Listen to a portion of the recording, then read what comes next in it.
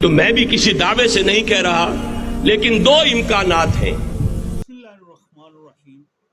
Doctor اسرار احمد صاحب اہل سعود عربوں کے لیے اور اسرائیل کے لیے بات کر رہے ہیں۔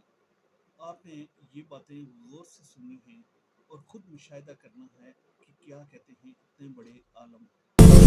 امکان نمبر ایک کیا ہے؟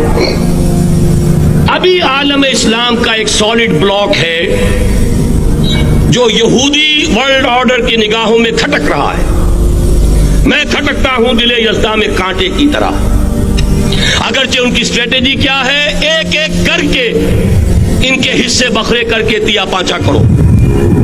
ابھی وہ بلاک کون سا ہے؟ ایران ہے، افغانستان ہے، پاکستان ہے اور روسی ترکستان سے آزاد ہونے والی جو ریاستیں ہیں، یہ ایک سالڈ بلاک۔ یہ عجمی مسلمان عربی نہیں، عربی گئے، یہ نوٹ کر لیجئے۔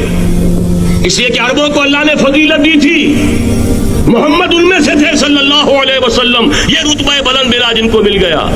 لیکن ساتھ ہی اللہ نے دھمکی بھی دے دی تھی سورہ محمد میں، ان تتولوا یستبدل قوما غیرکم، اگر تم پیٹھ دکھا دو گے اس مشن کو جو ہم نے تمہارے حوالے کیا ہے، تمہیں ہٹائیں گے، کسی اور کو لے آئیں گے۔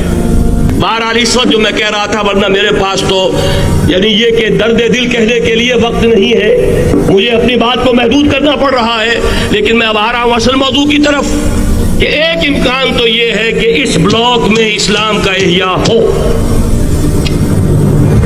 اور اس کے لیے کچھ نویدیں بھی موجود ہیں احادیث نبویہ میں۔ وہ تو آپ نے سنا ہوگا اقبال کا شعر، میرے عرب کو آئی ٹھنڈی ہوا جہاں سے، میرا وطن وہی ہے، میرا وطن وہی ہے۔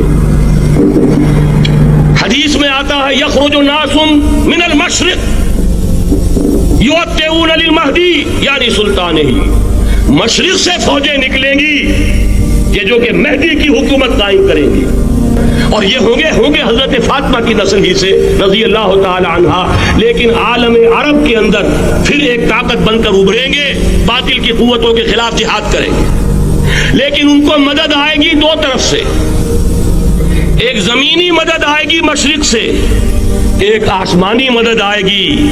عیسیٰ ابن مریم کا نزول، حضرت مسیح علیہ السلام جو زندہ آسمان پر اٹھائے گئے تھے نازل ہوں گے، اور در حقیقت ان دو مددوں کے نتیجے میں پھر یہود کا قلع قمع ہوگا، اور یہی گریٹر اسرائیل ان کا گریٹر گریو یارڈ بن کر رہے گا، عظیم تر قبرستان بن کر رہے گا۔ اس کی بڑی واضح حدیثیں موجود ہیں، اس کی بڑی تفصیلی خبریں موجود ہیں، یہ احادیث کی کتب کے اندر، بدقسمتی سے ہماری اس کی طرف توجہ نہیں۔ یہ سارا ماضی سامنے رکھیے اور حضور کی دی ہوئی پیشن گوئیوں کا مستقبل سامنے رکھیے، ان دونوں سے ثابت ہوتا ہے اس خطۂ ارضی سے کچھ ہونا ہے۔ آپ لوگوں نے اب اس پر غور و فکر کرنی ہے کہ کیا جو انہوں نے کہا ہے وہ صحیح ثابت ہو رہا ہے کہ اسرائیل کیا کر رہا ہے، اور اہل سعود یعنی کہ عربک ممالک کیا کر رہے ہیں مسلمانوں کے لیے، اور فلسطین کے ساتھ کیا ظلم ہو رہا ہے۔ اللہ تعالیٰ آپ سب کا حامی و ناصر۔ السلام علیکم ورحمۃ اللہ۔